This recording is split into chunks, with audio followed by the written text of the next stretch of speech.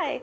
I think pretty much everyone in the room knows me. But I'm Jodie.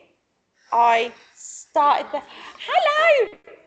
I started this charity 6 years ago now. But I've stepped away from the support group stuff. Christy normally does it, and Beth's normally here. She's on the webinar at the moment.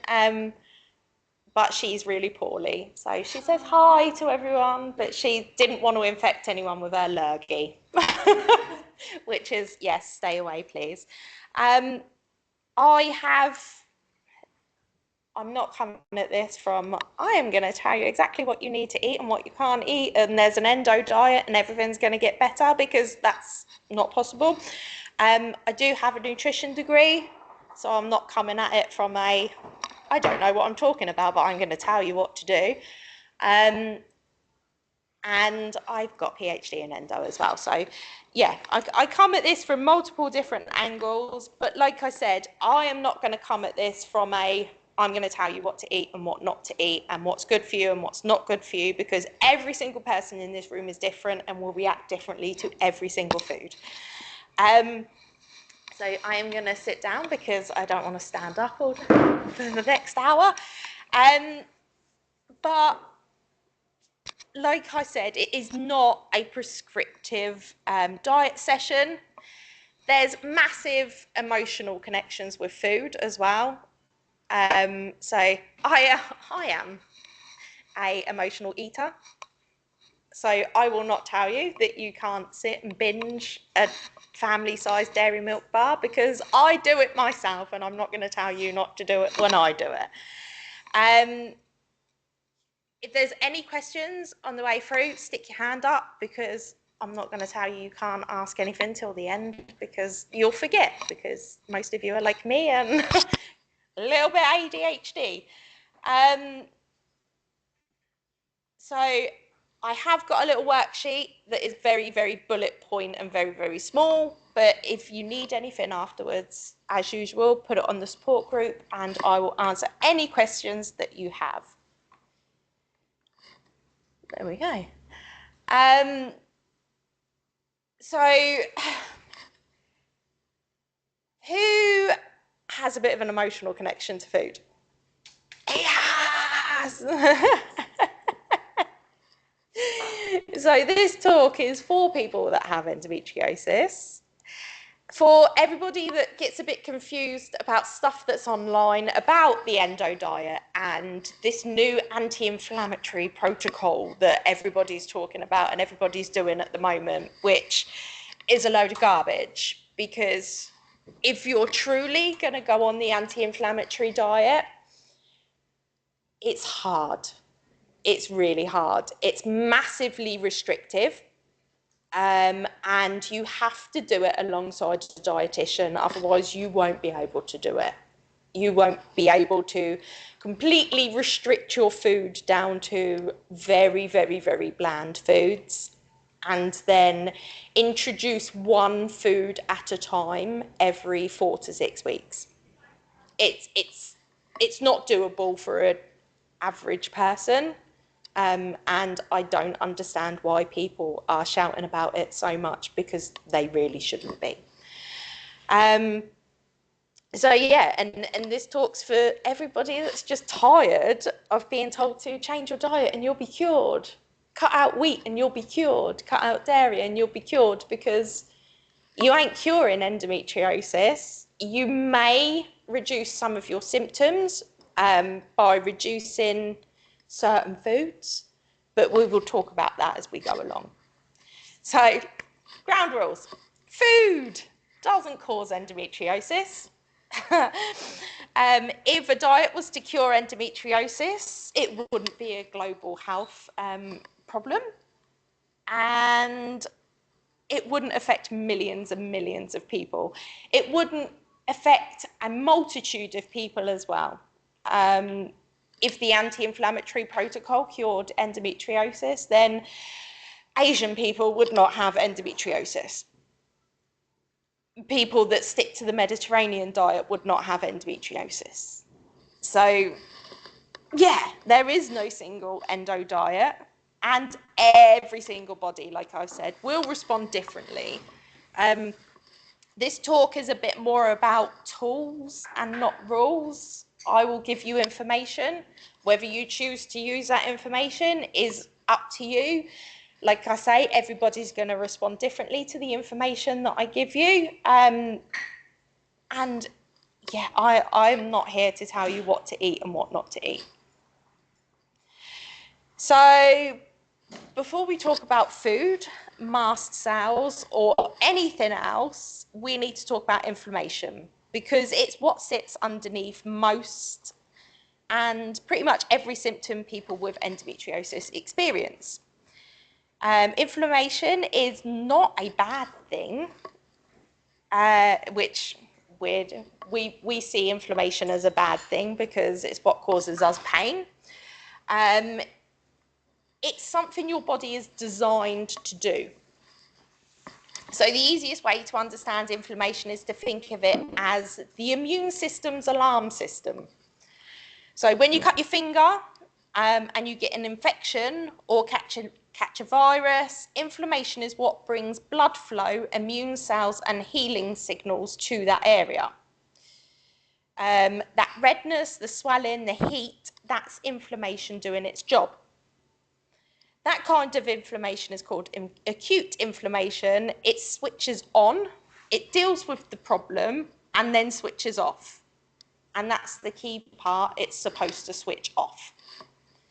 The problem in conditions like endo is that the alarm system is not that the alarm system exists, it's that the alarm system doesn't turn off.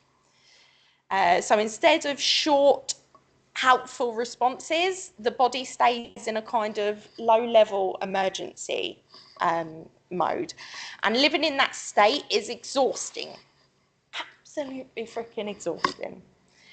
And it's annoying. And if you imagine a smoke alarm going off once because you burnt some toast, that's annoying. But it's manageable. But if you imagine that smoke alarm going off repeatedly or constantly, even when there's no fire, eventually you will feel on edge all of the time. It keeps pain pathways switched on, it drains energy, and importantly, this is not something you can think your way out of. Chronic inflammation can contribute to pain that feels disproportionate or unpredictable, fatigue that doesn't improve with sleep, brain fog, heightened sensitivity to stress, touch or digestion, allergic reactions to things that you're not necessarily allergic to. So when people say, why does your body overreact to everything? Often it's not an overreaction at all. It's a system that has been stuck on high alert for way too long. In endo, we see inflammation in multiple ways. So the inflammatory chemicals in the pelvis, increased immune activity around lesions, greater sensitivity in nearby nerves, and this helps explain why pain can spread, fluctuate, or appear without a clear trigger. And this is where it's really important to say inflammation is not your fault. You cannot stop it when it's in this emergency mode. It's influenced by things like hormones, immune signaling, stress, trauma, sleep, illness, and yes, sometimes food, but it's not something you cause by doing life wrong. The goal is also not to eliminate inflammation completely. That would actually be dangerous. The goal is to reduce the constant background noise so the system can calm down. And that's the frame we'll be coming back to today. We're not trying to silence the alarm forever. We're trying to stop it from being all day, every day. As we move on, keep this in mind. Anything that reduces overall stress on the body, whether it be physical, emotional, immune, or the immune system, it can help lower the inflammatory load. Food is one possible part of that puzzle. It is not a cure. It is not a test you can fail, and just one of several levers that might make the alarm a little bit quieter. And with that understanding of inflammation, we can now talk about how food and immune responses, including mast cells and histamine, fit into the picture.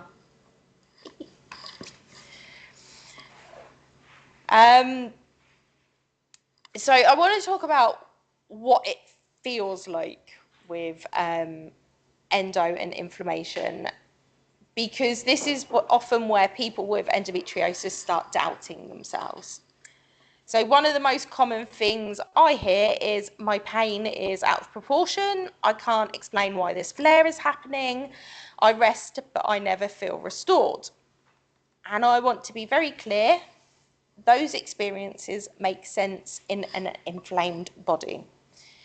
When inflammation is chronic, it doesn't just sit quietly in the background, it changes how the body processes signals, especially pain and fatigue.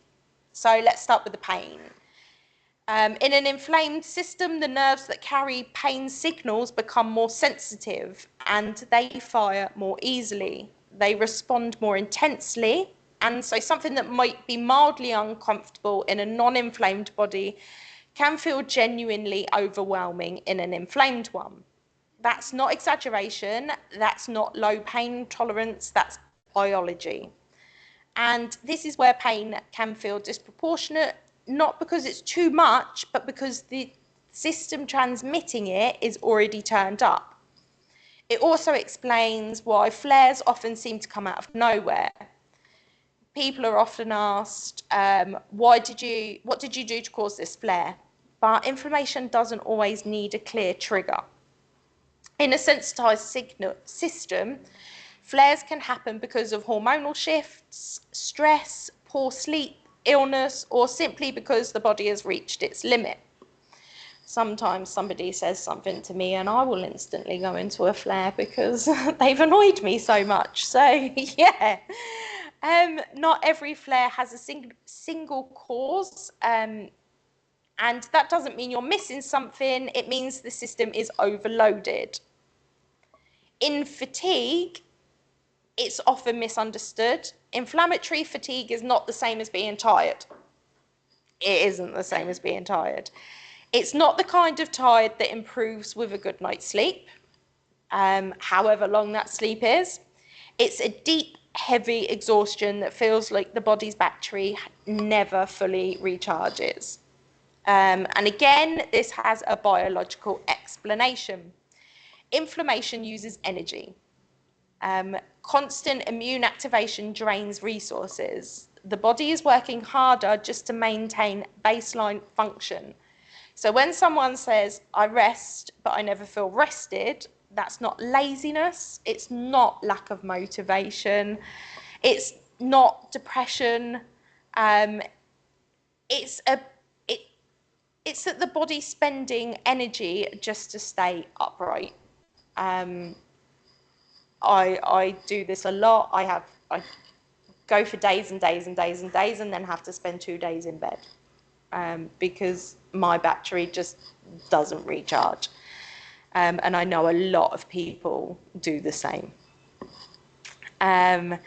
This is also why brain fog often appears alongside pain and fatigue.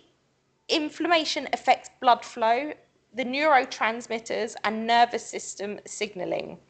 So thinking feels slower, concentration takes more effort, words disappear mid-sentence, which is why I read things off of a thing, otherwise I have menopause and brain fog, so I never get through things unless I have it written down and I'm reading it.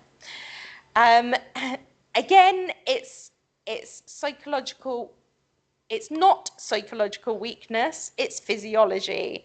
And I want to say this explicitly because many people have been harmed by being told otherwise. These symptoms are not in your head. They are not in your head. They are physiological symptoms.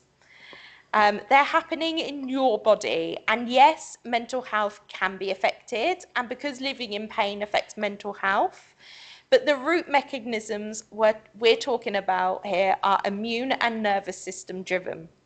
Understanding this matters because when symptoms are framed as psychological, people are often told to push through, minimize, or ignore their bodies. Never ignore your bodies and what your body is telling you.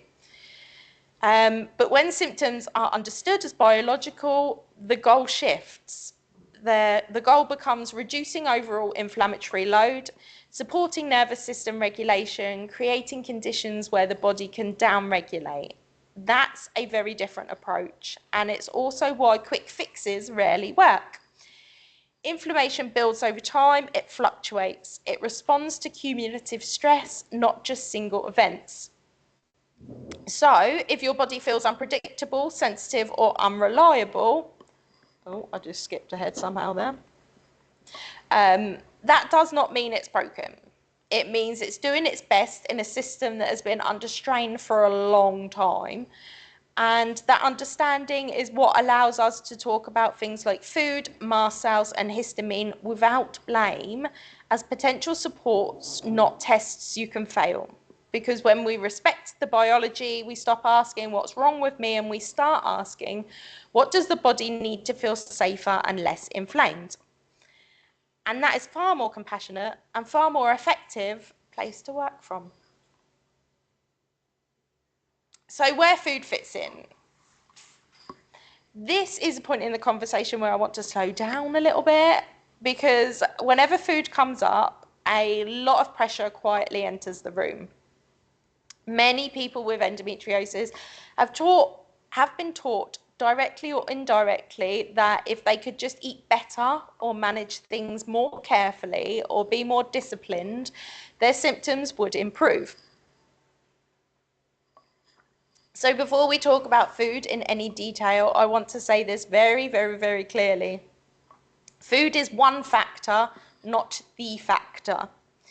It sits along many other factors, including stress, hormones, sleep quality, trauma and life experience, pain management, and access to timely, appropriate healthcare. None of these exist in isolation, and none of them are fully under your control. That matters because when food is treated as the main lever, people often end up carrying far more responsibility that is fair or accurate. If changing food were enough on its own, people with high stress, poor sleep, hormonal instability, or untreated pain would still feel unwell. And we know this isn't happening. Our bodies don't experience life in a neat category. Stress affects hormones, hormones affect inflammation, inflammation affects sleep, poor sleep affects pain sensitivity, and pain affects stress. Food sits somewhere inside that web, not at the top of it. And when we forget that, perfectionism creeps in. People start thinking, if I get my diet right, I'll be okay. If I have a flare, I must have eaten something wrong. If this didn't work, I must not have done it properly. That kind of thinking does not reduce inflammation, it increases it. Guilt is stressful. Pressure is stressful. Constant self-monitoring is stressful, and stress physiologically fuels the inflammatory process. So paradoxically, trying to control food too tightly can sometimes, what happened there?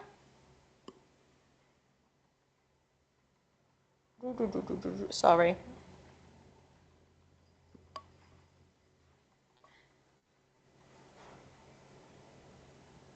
Can sometimes make symptoms worse, not better. This is why I keep coming back to the idea of support rather than control. Food is not a test you pass or fail. It is not a moral issue, and it's not a measure of how hard you are trying. For some people, oh, for God's sake.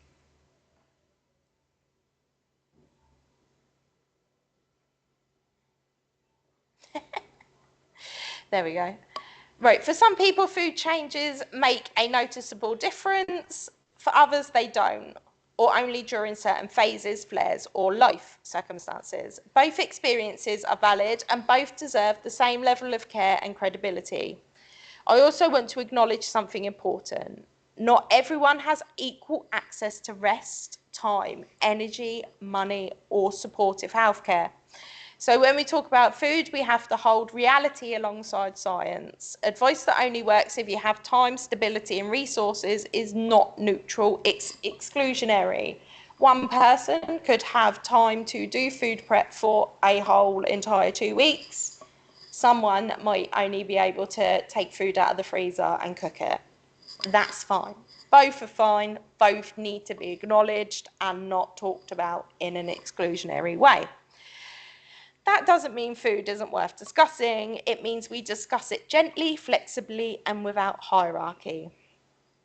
I want you to hold this frame. We are not looking for perfection. We are not looking for elimination. We are not looking for a single right way. We are looking for small, realistic shifts that might lower overall load, if they are accessible and if they feel supportive rather than stressful. And if food is not the place where your body responds most, that does not mean you failed. It means your body is asking for support somewhere else in the system. So I invite you to listen without pressure, take what fits, leave what doesn't, and remember, needing less control is not the same as not caring. It's often a sign that you understand how complex this condition really is. If anyone needs to stand up and sway, they absolutely can.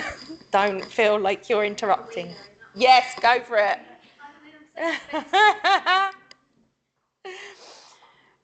So ultra-processed foods. I'm going to be a bit careful with my language because ultra-processed foods are often talked about in a way that quietly shame people. So I want to say clearly, before anything else, eating ultra-processed foods is not a moral failing. It is not. If you want the cake, eat the cake, because if it's going to be stressful not eating the cake, then you're still doing as much harm as eating the cake. For many people with endo, they are not bad choices. They're a survival tool. Like Hayley would tell you if she was here, she lives on chocolate. That's literally all she lives on. When pain is high, energy is low. So if you have to eat the ready meal that's in the fridge because you haven't got the energy to cook a really healthy, well-balanced meal, that's fine because you're eating and you're fueling your body.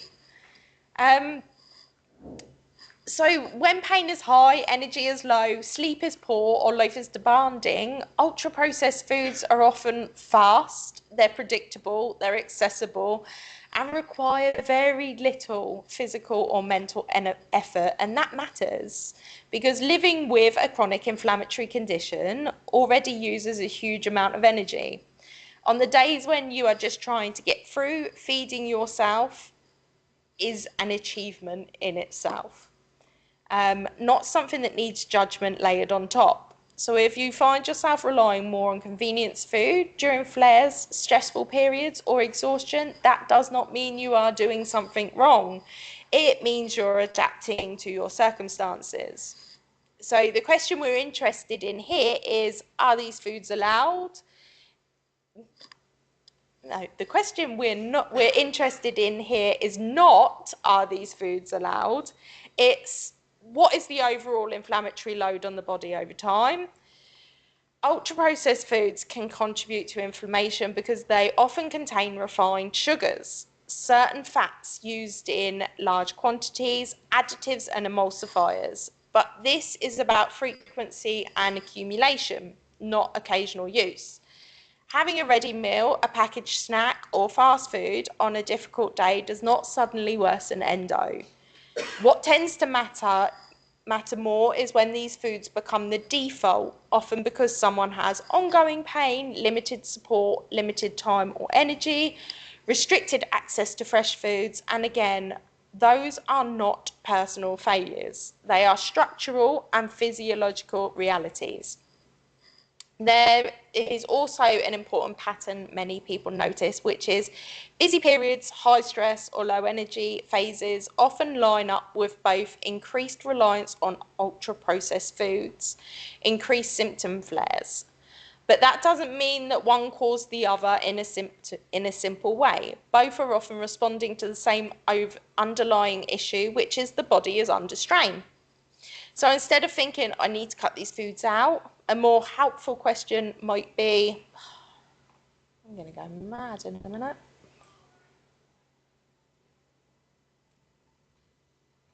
What support is missing right now that makes these foods necessary? That could be more rest, better pain management, easier access to nourishing food, less pressure to perform.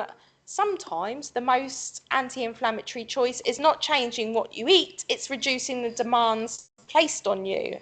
So when food changes are explored, the goal is not perfectionism. It might be as simple as adding something alongside the convenience meal, reducing reliance during times when energy allows, noticing whether symptoms shift when the overall load changes. And if nothing changes, that is still useful information because it tells us that food is not the main lever for your body right now. So as we talk about ultra-processed foods today, I want you to hear this message underneath everything else. You are not failing because you are tired. You are not irresponsible because you choose ease. And you do not need to earn care through restriction. Food is part of a much bigger picture, and sometimes choosing what helps you survive the day is the most important, compassionate choice you can make.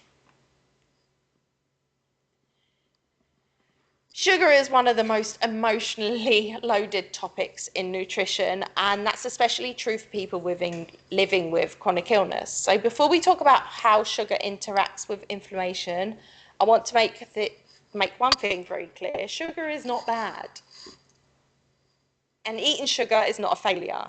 Sugar is part of the human culture. It's part of celebration, comfort, connection, and joy. And for lots of people with endo, it's an important part of getting through difficult days. When we talk about sugar in the context of inflammation, what we're really talking about is dose and pattern, not morality.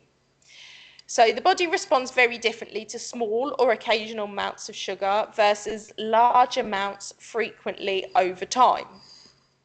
High sugar intake can temporarily increase inflammation signals in the body. It can also affect energy regulation, which is why some people notice that energy spikes are followed by massive crashes. There's an increased fatigue later in the day, greater sensitivity during flares, but temporarily, it is the key word here.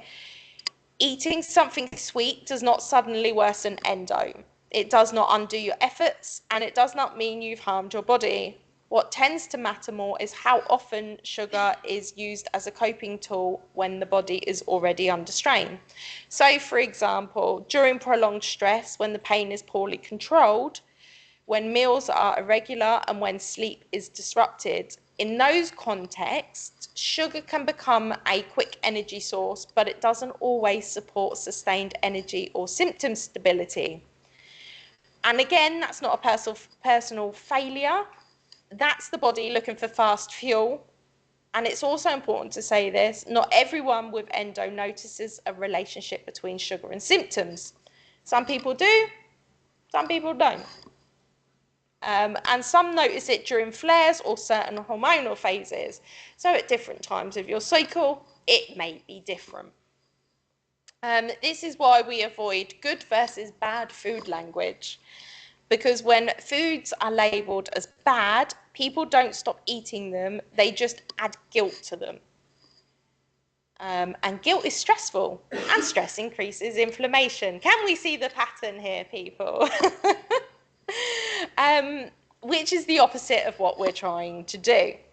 A more supportive way to think about sugar is to ask, how often am I relying on it? Is it supporting me or just getting me through?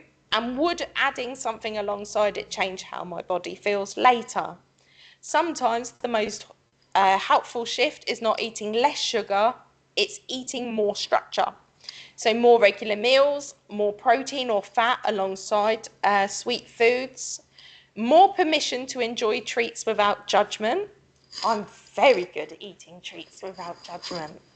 And sometimes sugar isn't the issue at all. Fatigue might be coming from inflammation, pain, sleep disruption, or hormonal changes, not what you ate. So as we talk about sugar today, I want you to hear this clearly. Enjoyment matters, culture matters.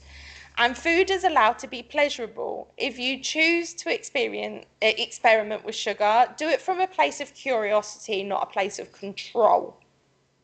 And if sugar is one of the things that brings comfort during hard moments, that's not a weakness, it's a human response. Our goal is not to remove joy in the name of health. It's to find ways of supporting the body without adding pressure or shame. And that principle will apply to everything else we talk about today. Alcohol. Alcohol is another topic that quietly carries a lot of judgment. So I want to approach this carefully and realistically. Alcohol is socially meaningful. It's a part of celebration, connection, relaxation, and culture. And for many, it's tied to identity, relationships, and moments of normality, especially when living with a chronic condition. So the first thing I want to say today is drinking alcohol is not a moral issue. When we talk about alcohol in relation to endometriosis, we are not talking about what people should or shouldn't do. We're talking about how different bodies respond and how those responses vary widely. Some people with endo tolerate small amounts of alcohol with no noticeable impact at all. Others notice that even a single drink can trigger increased pelvic pain, headaches or migraines, fatigue, gastro symptoms. And those experiences are neither correct or incorrect. I can't drink alcohol. I'm very alcohol intolerant. I drink once a year and then go, why did I do that? Because it's not fun. The differences come down to individual factors such as inflammatory sensitivity, hormonal fluctuations, mast cell activity, liver and gut processes, overall stress load at the time. So rather than thinking in terms of rules, a more helpful framework is personal thresholds. A threshold might look like 1 drink is fine, 2 is not.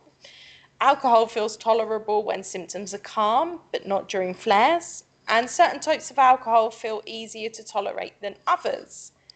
So when I do drink, I will have rum or vodka over anything else. Wine is a complete no for me. I break out in hives all over my body, my face flushes. It's not fun.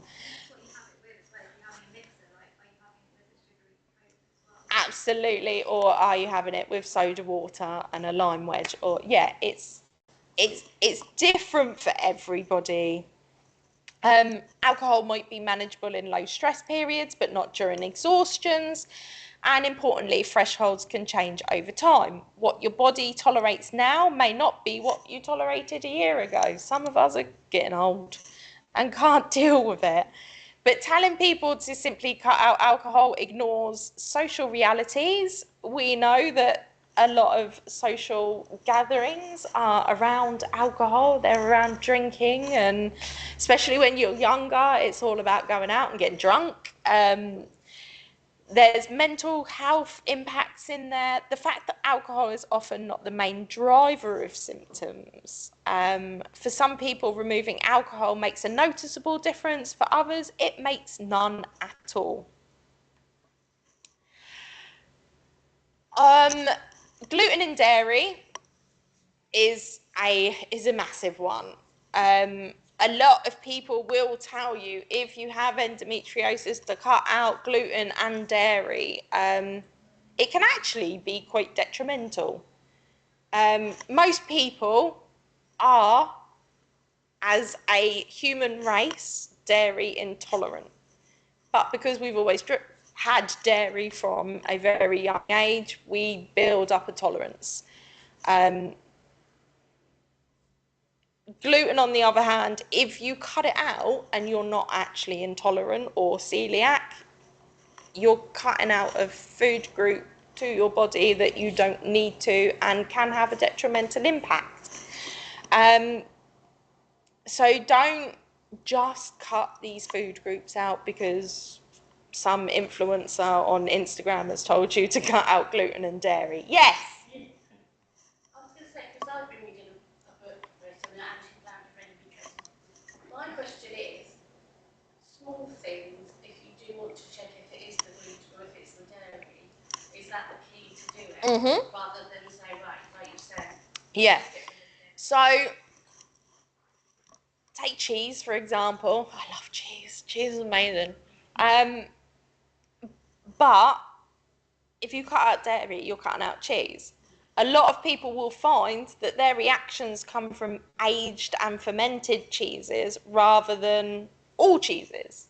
So the longer it's been matured for, the higher your reaction is going to be. Whereas if you eat mozzarella over parmesan, you're not going to react to the mozzarella or the cottage cheese or the soft cheese. You're going to react to the parmesan or the Stilton or something like that.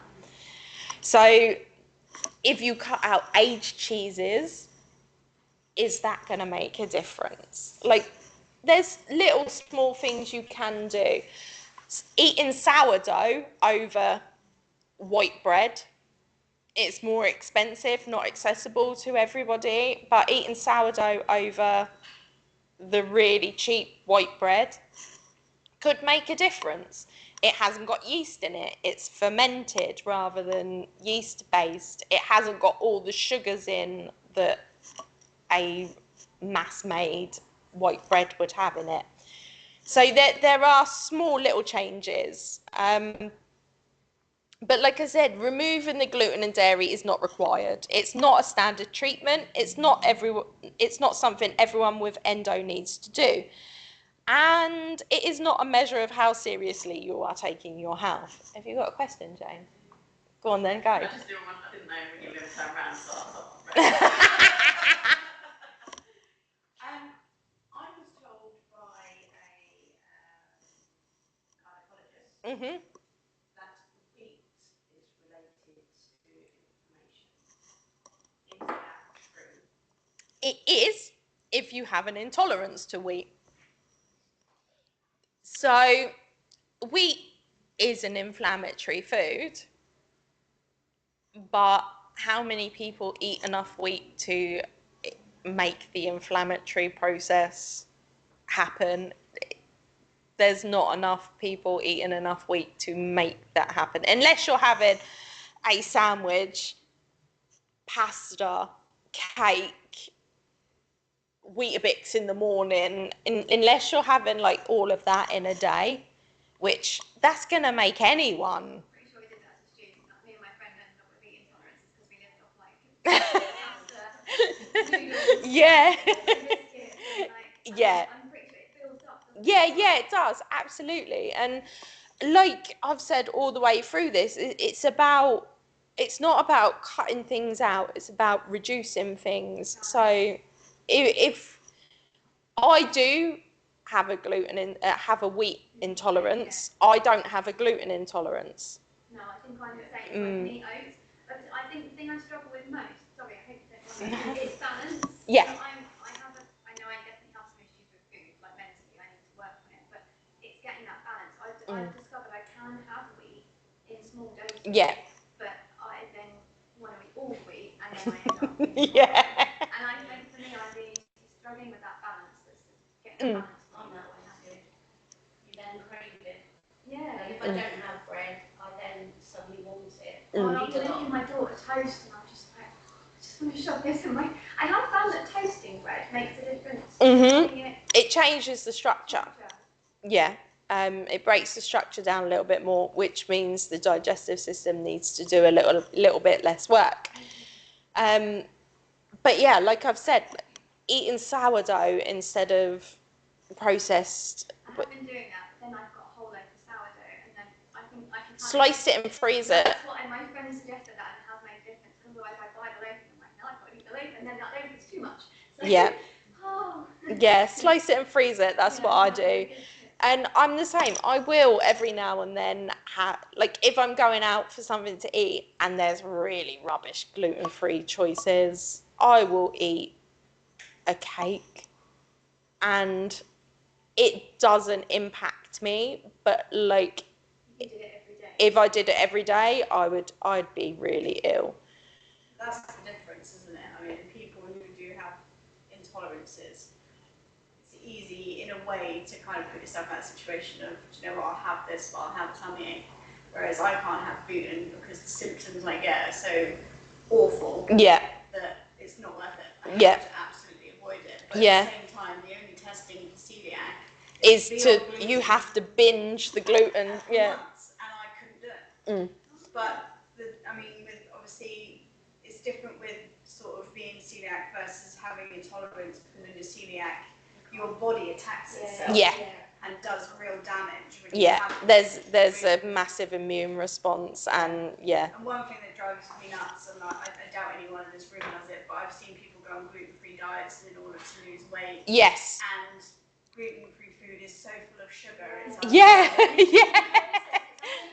Yeah. It is, yeah. Yeah. And I do find that one Yeah. quite funny. Yeah. A lot of gluten-free products replace taste with sugar. Yeah. It's horrible. Beth say she's a silent celiac. She is celiac, but she'll accidentally gluten herself, and 3 days down the line she'll get a massive migraine, but she won't know about it until then 3 days later, and she'll be like, oh, I'm dying. Whereas I will know within minutes. Yeah. And it will affect me for days. Yeah. And dairy, funny enough what you're saying, I cut out milk from my coffee, which is probably the biggest mistake I've ever made, because now I'm really dairy intolerant. I've made myself that way, but cheese is worse. I can't, I can have, it's weird what you said with cheese, because I can have really crap, cheap American cheese. Yeah. I do not have a single symptom, but having mature cheddar, I'm really unwell. Yeah. Yeah, sometimes it's the aging process. Yes. Yeah, which I hadn't even thought on. Like, I have worked out if I have one small dairy thing a day, I can get away with it. Yeah. That's the difference between intolerance. Absolutely. I can get away with that, and I can be a little bit uncomfy, but yeah. So the doctors told me I was celiac until I got tested and I wasn't, but they were so sure it was celiac instead of endo. And now, it's not until now that I've realised I was not celiac that they're trying to test me for endo.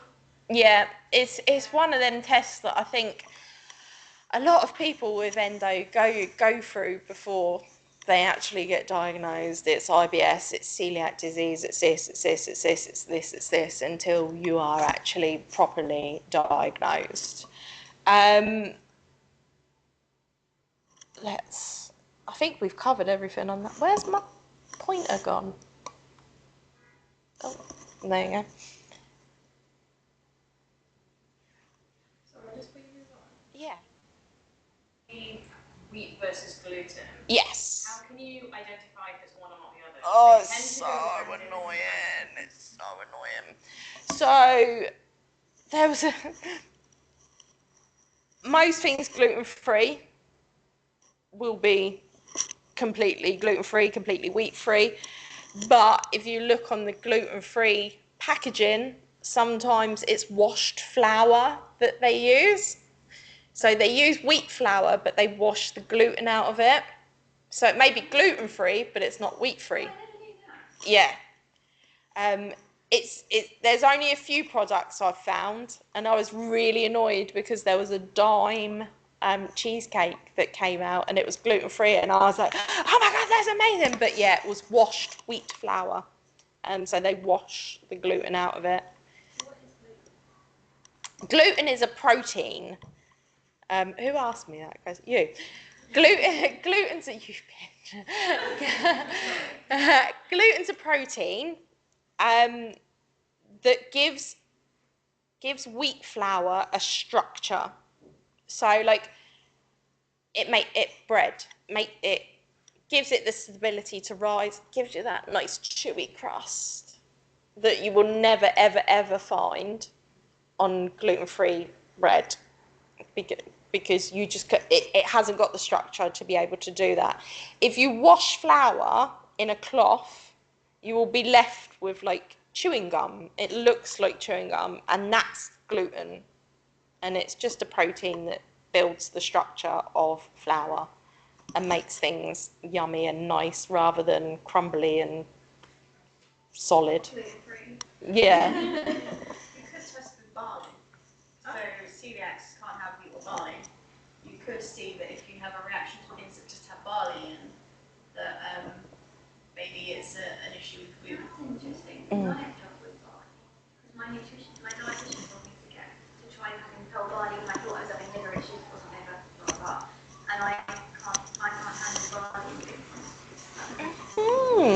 the same time, if you can distill the barley, like for instance, Branston pickle is distilled with the barley that's in there, so you can actually have it. Sarson's vinegar is now gluten-free, isn't it? Yeah. I've noticed that I struggle with eating gluten. And really, it's even when I knew it wasn't celiac, it's because when I had my period, it was still affecting me having gluten-free things. It was getting doctors to believe. But yeah, That's a testament to everything everyone's been through in this room, I think. Yeah. So, oh, Emma. The only thing I've learned as well is my dad was diabetic, was I didn't realise, and a lot of friends either, that some of them are okay to eat the mid bit, but it's the crust where a lot of the sugar's put in. And that's another one to watch out for. Right, so mast cells. Mast cells are part of the immune system. They are involved in pain and inflammation. They are involved in endometriosis lesions. It doesn't get talked about very often, but is increasingly important in understanding the pain and inflammation in endometriosis.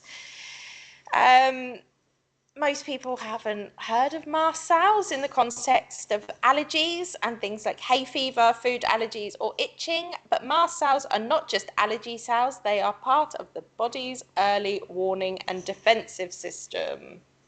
I've lost my mouse. Oh, look, there it is.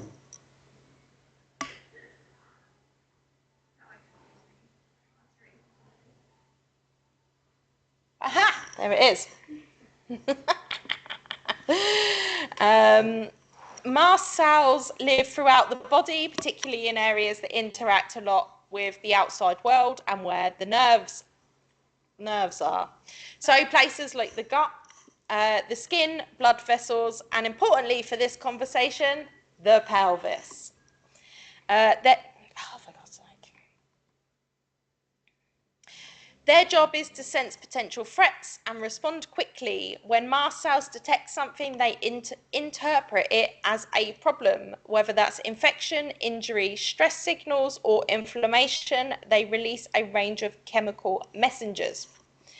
These messengers are designed to increase blood flow, recruit other immune cells, and alert nearby nerves. In the short term, this can be protective, but in conditions like endo, we see something different. Research shows that increased mast cell activities around endometriosis lesions and nearby tissues. That doesn't mean mast cells are bad, it means they are very active in an already inflamed environment.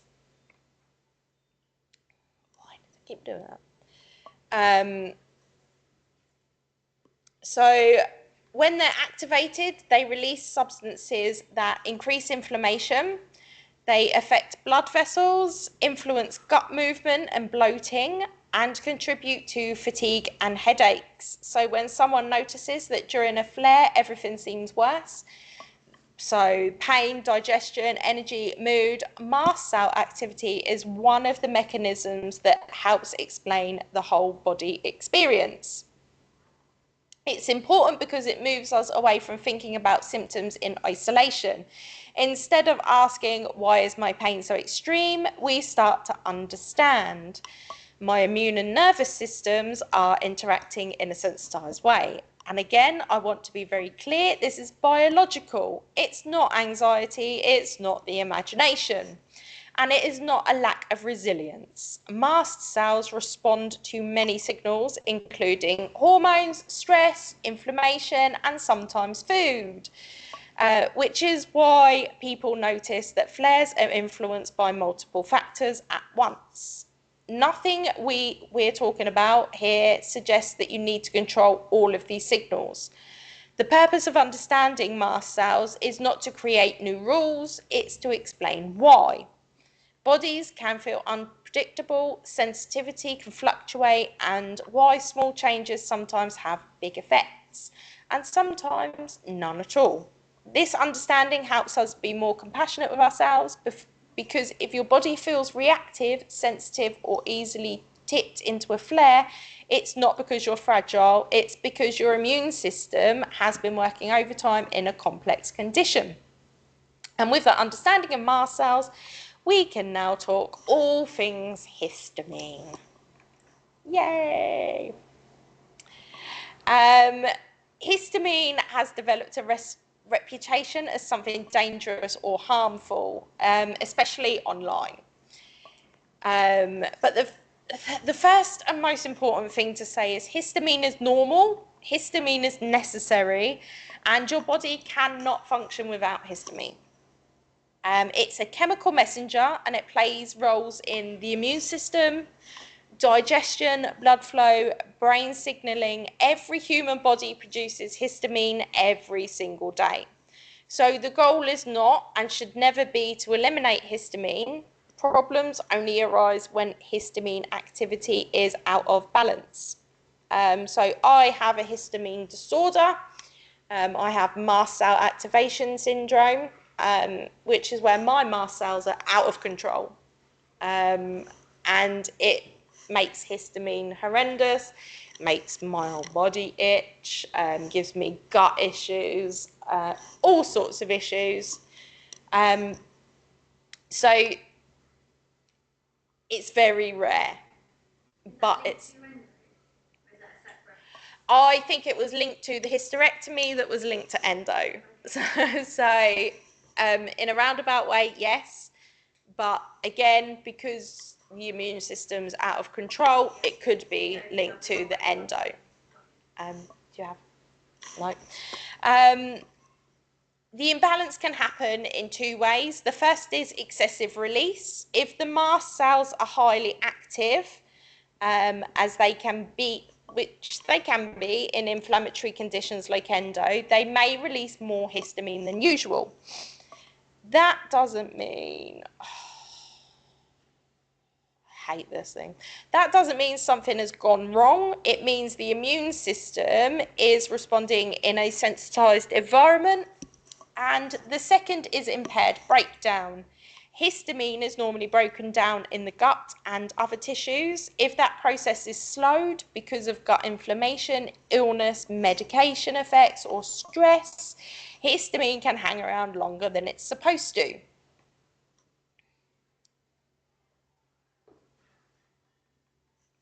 If that process is slowed because of gut inflammation, illness, histamine can hang around longer than it's intended. Again, that's a physiological process, not a personal failure. When histamine levels stay elevated for longer than they should, some people may notice symptoms such as increased pain sensitivity, headaches or migraines, bloating or bowel changes, fatigue or wired but tired feelings. And it's important to say this, not everyone with endometriosis has histamine-related symptoms. It's really hard because so many symptoms of so many issues to do with endo overlap. So there's the IBS issues, there's histamine issues, there's what we call endo bloat, but could be a histamine issue, could be a food intolerance, there's so many overlapping symptoms of so many different things, it's hard to unpick everything. So it's why we say diet is not the only thing that's gonna fix it, because there's so many other factors. Having these symptoms does not mean you have a histamine disorder. Online, people are often encouraged to self-diagnose histamine intolerance or to radically restrict food. I had to go on a massively restricted diet because of my histamine issues. I was literally down to chicken and broccoli. That's all I could eat at one point. It's why a few years ago I was incredibly skinny. I'm not now. And it's kind of like the anti-inflammatory protocol. I had to add things back in very, very, very, very, very slowly, which, hi, which, yeah, is horrible. So nobody should go on a histamine-friendly diet, because unless you're told to by a medical professional that knows what they're actually talking about, not just a general GP, because they wouldn't be able to talk to you about this. But histamine activity fluctuates, and it can increase and decrease with your cycle. It increases during flares, during hormonal changes, during stress, during illness, and then it can settle again. So noticing temporary sensitivity doesn't mean you have a permanent condition, which is why we avoid labels. Labels can make people feel as though they need to control or eliminate histamine forever, when in reality the body often needs support, not restriction. Understanding histamine is about context, not diagnosis. It helps explain why symptoms can cluster together, certain things can feel harder during flares, the body feels more reactive at certain times, but it does not mean you need to overhaul your diet or start managing histamine as a problem in its own right. As with everything we've talked about today, the goal is not to micromanage the body. The goal is to reduce overall inflammatory and stress load. So systems like mast cells and histamine can settle naturally. So if you take anything from this section, histamine is not the enemy. It is a messenger responding to what's happening in the body. And when we understand that, we can move forward with curiosity rather than fear. Histamine-linked symptoms.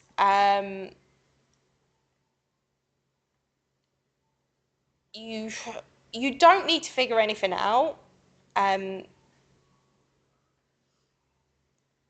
You don't need to completely restrict your histamine. Pelvic pain is treated as one thing. Bloating as another. Fatigue is something else. Headaches, bowel changes, brain fog, all placed in different boxes. And often people are told those things aren't connected. But if we look at our body as an entire body, then treatment might actually move forward. But what we've been talking about, inflammation, mast cells, histamine, nervous system sensitivity, offers a different way of understanding the body, not just a collection of like loads of different things happening, but as a one system responding to ongoing strain. So you might notice that pain, fatigue, and digestion often flare together, that headaches appear alongside pelvic pain symptoms, that exhaustion feels heavier during inflammatory flares. See you later, Lucky. Or you might simply notice a sense of recognition that something finally makes sense. There is no right reaction to this moment. For some people, it brings relief. For others, it brings grief. For others, it simply brings clarity. All of those responses are valid. What matters is that understanding removes a layer of self-doubt, because when symptoms cluster, it's easier to think, why can't I handle this better?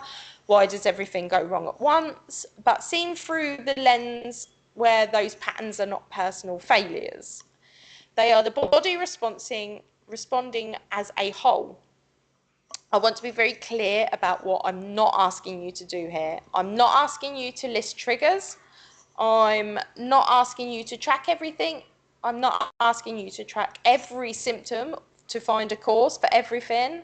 That kind of constant monitoring can be exhausting, and for many people it increases anxiety rather than clarity. This moment is about recognition, not action. It's about allowing yourself to say, oh, that's why this feels so overwhelming sometimes. And if that's all that happens here today, that's enough. Understanding doesn't always lead to immediate change, but often leads to gentler self-talk. So take a breath, let your body settle, and know that connecting these dots does not mean you now have to manage them. So most people do not need, like I said, most people don't need a low histamine diet. Even among people with endometriosis, even among people who notice sensitivity during flares, a low histamine diet is not a standard treatment. It's not something most people need to manage long term, and it's not a requirement for understanding or supporting your body. Histamine sensitivity is often situational, not permanent. For many people, histamine-related symptoms fluctuate with the inflammatory flares, hormonal changes, stress, illness or infection, and sleep disruption. When those pressures ease, tolerance often improves as well. That means if you've ever noticed that certain things feel harder sometimes, but not always, that's exactly what we would expect to see in a sensitized system. It does not mean something is fundamentally wrong. One of the risks when histamine is discussed without context is that people jump straight into restriction. They start thinking, I need to cut things out, I need to manage histamine all the time, I need to be careful with every single meal. And that level of vigilance can be far more harmful than helpful. Restrictive diets increase food anxiety, they reduce nutritional adequacy, they make social eating harder, and add stress to an already inflamed system. And stress, as we've discussed, feeds inflammation. So I want to be very clear, understanding histamine does not mean that you now need to manage histamine. In most cases, the more effective approach is to support the body during flares, reduce overall inflammatory load, focus on rest, pain management, and stress where possible. And when those things improve, histamine sensitivity often settles on its own. For a small number of people, more targeted support may be appropriate, but that is the exception, not the rule. And it should be guided by professionals. What I want you to take from this section is reassurance. You are not missing a treatment, you are not failing to manage something important, and you do not need to overhaul your diet because you recognise some of these symptoms. Sensitivity does not equal intolerance. Fluctuation does not equal disorder. This is about context, not control. So if your mind has started racing ahead to lists, plans, or restrictions, this is your cue to stop. Nothing needs to be done with this information today. It exists to explain why your body can feel more reactive at certain times, not to give you something else to manage. So, onto foods that may help, that aren't an issue. We've talked about inflammation, sensitivity, and why bodies with endometriosis can feel reactive. So what do you actually do? The answer is not take more things away. For most people, the most supportive changes don't come from elimination, they come from addition. Because restriction is stressful, and it's a pain in the backside, quite frankly.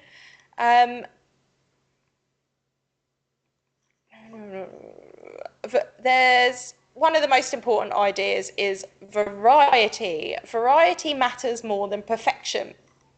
Your body benefits from a range of nutrients over time, not from eating perfectly on any one day. That might look like adding an extra vegetable when you can, including different colours across the week, rotating foods rather than sticking to a very narrow list, and letting meals change based on energy, pain, and appetite. It's not about optimization, it's about adequacy and flexibility. And I want to be very clear about something else. Health advice that only works if you have time, money, energy, and stability is not neutral. So when we talk about adding supportive foods, we have to talk about accessibility. Supportive foods can include frozen vegetables, tinned beans or lentils, tinned fish, store brand olive oil, not the really expensive stuff, simple meals repeated often. None of those are lesser choices. They are practical, affordable, and nourishing. You do not need expensive supplements or exotic ingredients or Instagram-worthy meals. You need food that fits into your life, and that includes pain days, low energy days, busy days, and days where feeding yourself at all is a win. So when you think about adding, think small. adding protein to a meal, adding a source of fat for energy, adding fibre slowly if your gut tolerates it. There are different types of fibre as well. Let me just talk about that quickly. There's insoluble and soluble. A lot of people will tell you to add fibre to your food if you have something like IBS. Adding insoluble fibre will make it worse. So swapping your bread from white to brown and your pasta to whole grain pasta and stuff like that, sometimes that will actually make things worse. Adding soluble fibre, so that's your broccolis, your green leafy vegetables, is very good and will not flare your IBS up. So when they say add more fibre to your food, fibre's great, it will sort you. Sometimes insoluble fibre, if you have a gut issue, can make things worse and make you more constipated. That's what they don't tell you. Adding regular meals to your body isn't constantly playing catch up. And if your body doesn't tolerate something that's often described as healthy, that doesn't mean you're doing it wrong. It often means that these people branding it as healthy are wrong. It means your body has specific needs right now. Variety often includes variety over time. What supports you during a flare might not be what supports you when things are calmer. At certain times of the cycle, you may feel that you need more iron. At certain times of the cycle, you may feel like you need more sugar. It's okay. It's all okay. What works this month may change next month. That's not inconsistency, that's responsiveness. So as we move forward, I want you to hold on to this frame. You do not need to overhaul your diet. You do not need to chase perfectionism, and you do not need to earn health through restriction.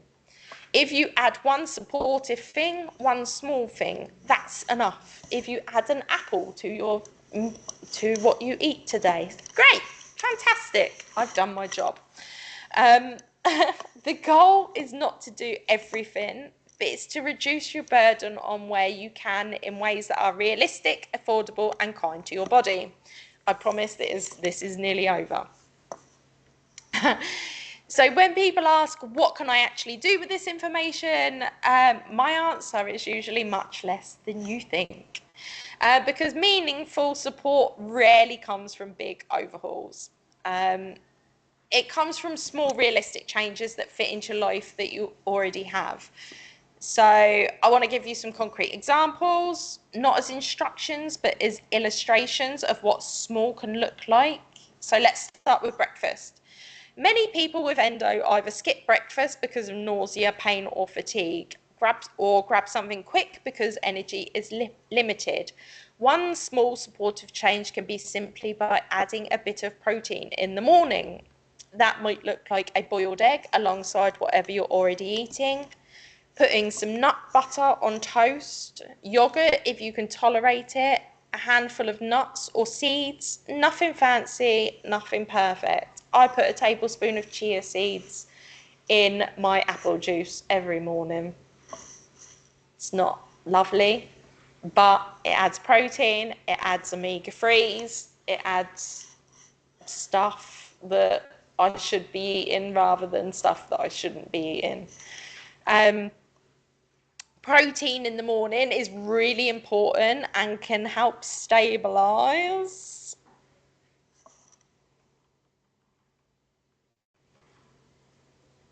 Protein in the morning can help stabilize energy and blood sugar, which for some people reduces mid-morning and crashes, which causes crashes and fatigue. I get a massive crash at around 3 p.m. 3 p.m. That's because I normally skip lunch, which is terrible. Consistent eating during the day is really, really important, but I'm terrible at consistent eating. Breakfast, lunch, and dinner, and snacks, and all of that. I'm terrible at it. So I react to my crash and normally end up drinking a can of Coke, which isn't great. But I'm here to tell you the truth, not lie to you. I'm not perfect. If adding protein does nothing for you, that's also really important information. Another example is choosing one meal a day where you slightly reduce reliance on ultra-processed foods, and this is when energy allows. So not every meal, not every day, just one. That could mean cooking a simple evening meal when you have the capacity, adding frozen vegetables to a ready meal, choosing a sandwich with a protein filling rather than a snack-only meal. This isn't about cutting anything out, it's about gently shifting the balance when it's realistic. For some people, the most supportive change isn't what they eat, it's how regularly they eat.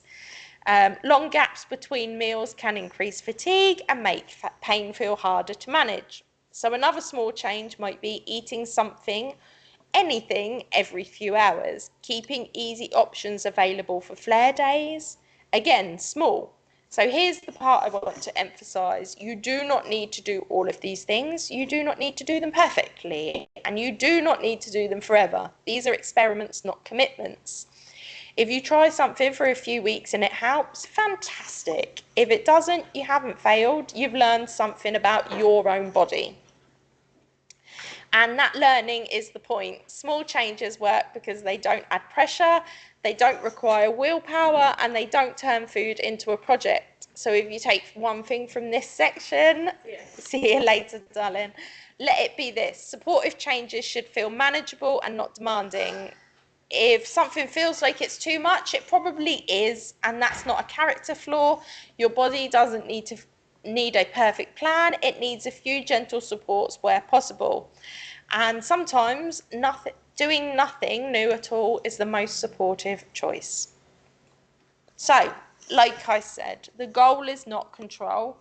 It's reducing the burden your body is already carrying. Thank you.